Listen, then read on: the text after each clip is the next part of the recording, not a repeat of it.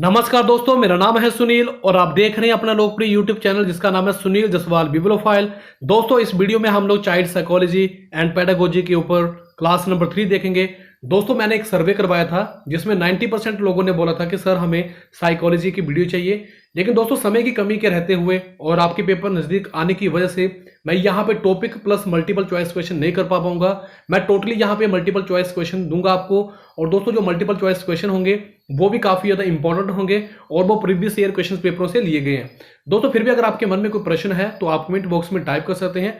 और दोस्तों, अगर बीच में मुझे समय मिलेगा तो मैं आप लोगों को topic plus multiple choice question करवाऊंगा, क्योंकि दोस्तों यहाँ पे एक चीज मैं आपको स्पष्ट करना चाहता हूं कि एक वीडियो को बनाने के लिए बहुत सारा एफर्ट डालना पड़ता है, बहुत सारी रिसर्च करनी पड़ती है और उन्हीं चीज़ों को लेके आना पड़ता है जो आपके एग्जाम के लिए इंपॉर्टेंट होती हैं। फिर भी जितना मुझसे हो सकेगा मैं उतना कोशिश करूंगा।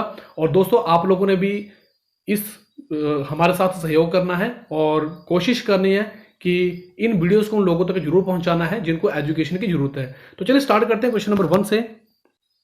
हमारे पास क्वेश्चन नंबर 1 दिया गया है, पूर्वाग्राही किशोर किसके प्रति कठोर होंगे। दोस्तों, यहां पे ए आपके पास ऑप्शन में दिया गया समस्या, बी ऑप्शन में आपके पास जीवन शैली, सी ऑप्शन में संप्रत्य और डी ऑप्शन में आपके पास वास्तविकता। दोस्तों, इसका जो सही जवाब होगा संप्रत्य। सबसे पहले देख लेते हैं कि पूर्वग्रह क्या होता है। दोस्तों, पूर्व प्लस अग्रह मतलब पहले से जो हम लोग आग्रह कर लेते हैं, इसका मतलब ये होता है किसी कार्य या फिर कोई कार्य या कोई सिस्टम होता है जो ज्ञान नॉलेज या किसी व्यक्ति के विषय में हम पहले से ही कोई विशेष धारणा बना लेते हैं, फिर हम उसका पालन करना स्टार्ट कर देते हैं। मतलब किसी भी चीज के प्रति हम लोग पहले ही सोचना स्टार्ट कर देते हैं, तो उसे हम लोग क्या बोलते हैं, पूर्व आग्रह।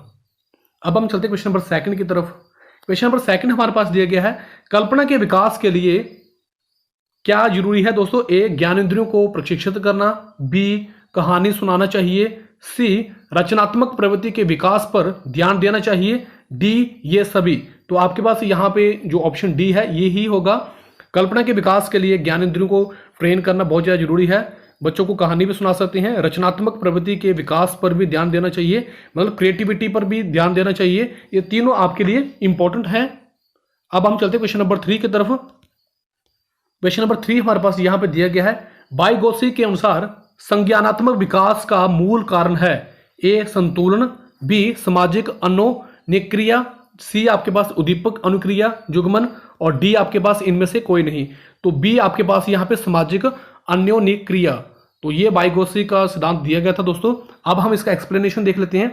बाइगोसी के बच्चों के संज्ञानात्मक विकास में सामाजिक कारकों एवं भाषा को महत्वपूर्ण बतलाया है। बाइगोस्की जो है उन्होंने सामाजिक कारणों को और जो भाषा होती है उसको सबसे ज्यादा इंपॉर्टेंट बताया है। संज्ञानात्मक विकास का मतलब होता है कॉग्निटिव डेवलपमेंट के बारे में, जो हमारे माइंड से जुड़ा हुआ होता है। तो ये आपके पास यहाँ पे जो इंपॉर्टेंट है वो सामाजिक कारक और लैंग्वेज। क्वेश्चन नंबर 4 हमारे पास, बच्चे तब सर्वाधिक सृजनशील होते हैं, सृजनशील मतलब क्रिएटिव होते हैं, जब वे किसी गतिविधि में भाग लेते हैं। ए ऑप्शन में आपके पास शिक्षक की डांट से बचने से, बी ऑप्शन में अपनी रुचि से, सी ऑप्शन में आपके पास पुरस्कार के लिए और डी ऑप्शन में आपके पास इसमें से कोई नहीं। तो इसका जो सही जवाब होगा रुचि से। रुचि मतलब इंटरेस्ट में। सृजनशीलता क्रिएटिविटी का मतलब यह होता है कि जब नवीन विचार वस्तु या किसी नई वस्तु का आविष्कार करना सृजनशीलता कहलाती है। जब भी दोस्तों हम लोग कुछ नया करते हैं, चाहे हमारे मन चाहे कोई नया विचार हो या फिर कोई वस्तु हो या फिर कोई नई वस्तु का हम लोग खोज करते हैं, आविष्कार करते हैं, वो क्रिएटिविटी के अंदर ही आता है दोस्तों। बच्चे तब अधिक ज्यादा सृजनशील होते हैं कि जब अपने इंटरेस्ट के मुताबिक गतिविधियां करते हैं। जैसे कि आप लोगों ने देखा होगा कि जब बच्चे का इंटरेस्ट होता है तब वो किसी भी काम को बहुत अच्छे तरीके से करता है। अब हम चलते हैं क्वेश्चन नंबर 5 की तरफ। विकास की गति एक व्यक्ति से दूसरे व्यक्ति में भिन्न होती है, किंतु ये किस नमूने का अनुगमन करती है। दोस्तों, यहां पे बताया गया है कि विकास जो होता है वो हर व्यक्ति में अलग अलग होता है, लेकिन ये किस नमूने पर, किस सैंपल पर अनुगमन करती है। तो ए ऑप्शन में आपके पास अव्यवस्थित, अप्रत्याशित, सी क्रमबद्ध और व्यवस्थित, डी इसमें से कोई नहीं। तो सी ऑप्शन में क्रमबद्ध और व्यवस्थित। दोस्तों, जो डेवलपमेंट होता है, जो ग्रोथ होती है, वो हर इंसान में अलग अलग होती है। इसके अलग अलग कारण हो सकते हैं, लेकिन परंतु प्रत्येक व्यक्ति में विकास जो होता है वो क्रमबद्ध तरीके से होता है और ये व्यवस्थित तरीके से होता है, मतलब वो सिस्टमैटिक तरीके से होता है। ऐसे नहीं कि कोई आदमी, मान लो बच्चा जो है वो 5 साल का है, 10 साल का, 15 साल का है, तो एकदम से बढ़ जाएगा। उसमें अगर कुछ डेवलपमेंट होगा, उसमें कुछ ग्रोथ होगी, तो वो स्टेप बाय स्टेप ही होगी। ऐसे नहीं होगा कि एकदम से ही होगी। तो ये ये वैसे तो हर अलग अलग इंसान में जो ग्रोथ रेट है वो अलग अलग होगा, लेकिन जो ग्रोथ का जो सिस्टम है वो सभी में सेम ही होगा। एक स्टेप बाय स्टेप काम होगा, क्रमबद्ध तरीके से होगा, वो व्यवस्थित तरीके से होगा। क्वेश्चन नंबर 6 हमारे पास, जब शिक्षार्थियों को मतलब जब स्टूडेंट को समूह में किसी समस्या पर चर्चा करने का अवसर दिया जाता है तब उन्हें उनके सीखने का चक्र होता है। ए बेहतर होता है, स्थिर रहता है, अवनत होता है, समान रहता है। तो ए ऑप्शन में आपके पास बेहतर होता है। दोस्तों जब भी किसी समस्या पर, किसी भी प्रॉब्लम पर स्टूडेंट्स विद्यार्थी समूह में एक दूसरे के विचारों से परिचित होते हैं, जब भी दोस्तों कोई प्रॉब्लम होती है उस पर जब डिस्कशन होती है तो जो स्टूडेंट होते हैं वो एक दूसरे के विचारों को समझते हैं, सुनते हैं, तो कहीं ना कहीं उनके अंदर सोचने की क्षमता बढ़ती है। विद्यार्थियों में नए ज्ञान और भंडार का भी संचित होता है। जब हम किसी प्रॉब्लम पर चर्चा करते हैं तो अलग अलग इंसान के अलग अलग विचार होते हैं। जब वो अलग अलग विचार हमारे सामने आते हैं तो हमारा जो ज्ञान होता है, हमारी जो सोचने की कैपेसिटी होती है, कहीं ना कहीं हमारी रीजनिंग पावर जो होती है वो स्ट्रांग होती है। क्वेश्चन नंबर 7 हमारे पास, आउट ऑफ द बॉक्स चिंतन किससे संबंधित है, किससे रिलेटेड है? तो ए आपके पास अनुकूलन चिंतन, स्मृति आधारित चिंतन, अपसारी चिंतन, अभिसारी चिंतन।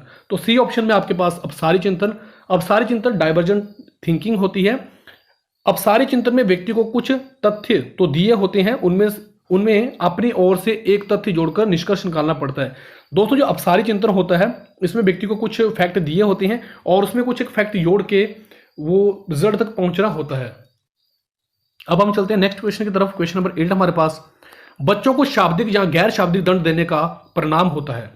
ए ऑप्शन में उनके कार्य करने के लिए प्रेरित करना, बी ऑप्शन में बच्चों की छवि की सुरक्षा करना, सी ऑप्शन में उनके स्वयं के प्रति अवधारणा को नष्ट करना और डी ऑप्शन में उनके अंकों में सुधार करना।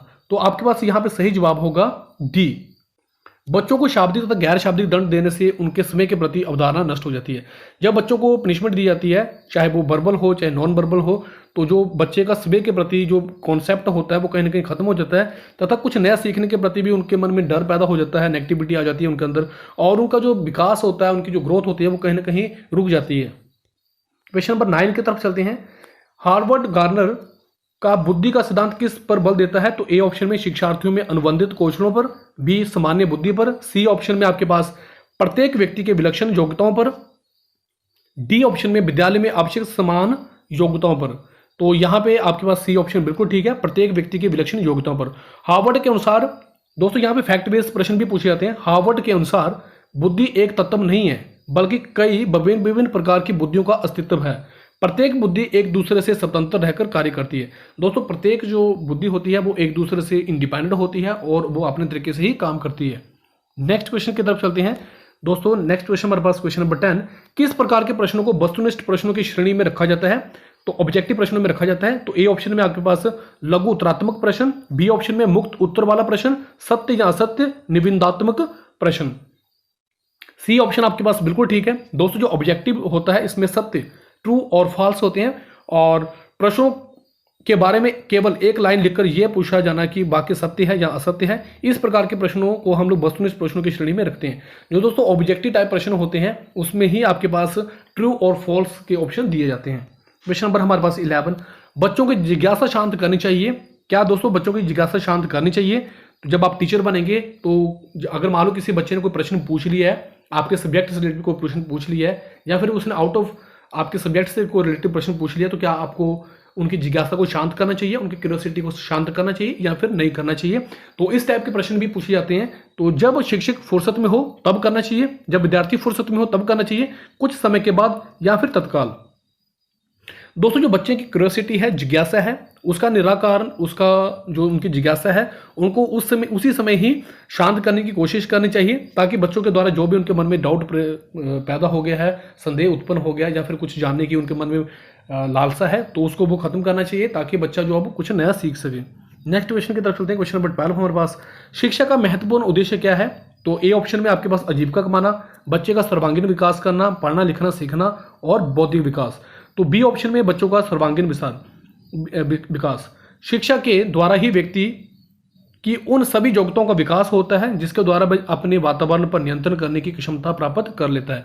दोस्तों, शिक्षा का जो एजुकेशन का जो मेन एम है वो बच्चे की स्टूडेंट्स का ओवरऑल डेवलपमेंट करना है और उनकी सारी योग्यताओं का विकास करना है और उसके जो वातावरण है, उसका जो इन्वायरमेंटल है, उसको नियंत्रण करने की क्षमता पैदा करना, ताकि वो किसी भी वातावरण में जाए तो वहां पे वो अपने आप को सर्वाइव कर सके। क्वेश्चन नंबर 13 हमारे पास, एक बच्चा कक्षा में प्राय प्रश्न पूछता है, उचित रूप से इसका क्या मतलब है? वह एक शरारती है, अधिक जिज्ञासु है, वह एक सामान्य है, असामान्य है, वह प्रतिभाशाली है। तो बी ऑप्शन में आपके पास जिज्ञासु। शिक्षक अधिगम में रुचि के कारण और जिज्ञासा को शांत करने के लिए कक्षा में प्राय प्रश्न पूछता है। ऐसे प्रश्न ऐसे समय में शिक्षक को छात्र की जिज्ञासा तुरंत शांत करनी चाहिए। दोस्तों, जब आप टीचर बनेंगे तो अगर कोई बच्चा आपसे प्रश्न पूछ रहा है तो वो बच्चा जो प्रश्न पूछ रहा है वो किस टाइप का बच्चा है? शरारती बच्चा है, असामान्य है, या फिर इंटेलिजेंट है, प्रतिभाशाली है, या फिर वो जिज्ञासु है। दोस्तों, उसके मन में अगर प्रश्न आ रहे हैं तो इसका मतलब ये है कि वो जिज्ञासु है और जब भी वो प्रश्न पूछता है तो टीचर का फर्ज बनता है कि उसके प्रश्नों के उत्तर देने चाहिए ताकि उसकी जिज्ञासा जो है वो शांत हो सके। क्वेश्चन नंबर हमारे पास 14, एक बच्चा प्राय अपने सहपाठियों के साथ झगड़ता है, आप क्या कहेंगे? दोस्तों, आप बच्चे को सजा देंगे, बच्चे को विद्यालय से निकाल देंगे, कारण का पता लगाने का प्रयास करेंगे तथा परामर्श देंगे, उसके माता पिता से उसकी शिकायत करेंगे। और यह प्रश्न टेट के एग्जाम में पूछा गया है। दोस्तों, यहाँ पे सी ऑप्शन बिल्कुल ठीक है कि जब भी कोई बच्चा अगर झगड़ा करता है, लड़ाई झगड़ा करता है, तो उसका कारण का पता लगाएंगे कि वो क्यों कर रहा है और उसे सलाह देने की कोशिश करेंगे। झगड़ा करना छात्र के व्यवहार में अवांछनीय परिवर्तन का कारण हो सकता है। जब भी वो झगड़ा करता है तो कहीं ना कहीं कुछ ना कुछ उसमें चेंज आ रहे हैं। ऐसी स्थिति में टीचर का फर्ज बनता है कि उसके बिहेव को देखा जाए कि वो ऐसा क्यों कर रहा है और उसे व्यक्तिगत रूप से मिलना चाहिए और टीचर को सजेस्ट करना चाहिए कि आप इस तरह का बिहेव क्यों कर रहे हैं। अगर वहां पे कुछ वैल्यूएबल सजेशन दिए जा सकते हैं तो टीचर को देने चाहिए। क्वेश्चन नंबर 15 हमारे पास, एक शिक्षिका का भावनात्मक बुद्धि लब्धांक ऊंचा है, इसका क्या मतलब है? वह उच्च बुद्धि वाली है, वह उच्च अनुशासन प्रिय है, वह हास्य परिहास वाली है, वह संतुलित व्यवहार वाली है। तो डी ऑप्शन आपके पास, वह संतुलित व्यवहार वाली है। दोस्तों, जब किसी टीचर का इमोशनल इंटेलिजेंट बुद्धि लब्धांक जो होता है जब वो हाई होता है तो इसका मतलब ये है कि वो टीचर जो है वो संतुलित है। दोस्तों, ये हमारे पास आज का वीडियो था। अगर आपके मन में कोई भी प्रश्न है तो आप कमेंट बॉक्स में टाइप कर सकते हैं। दोस्तों, ये वीडियो आपको कैसा लगा है आप अपनी राय कमेंट बॉक्स में जरूर बताएं। आप लोगों ने मुझे इतना समय दिया, आप सभी का बहुत बहुत धन्यवाद। थैंक यू वेरी मच दिल से।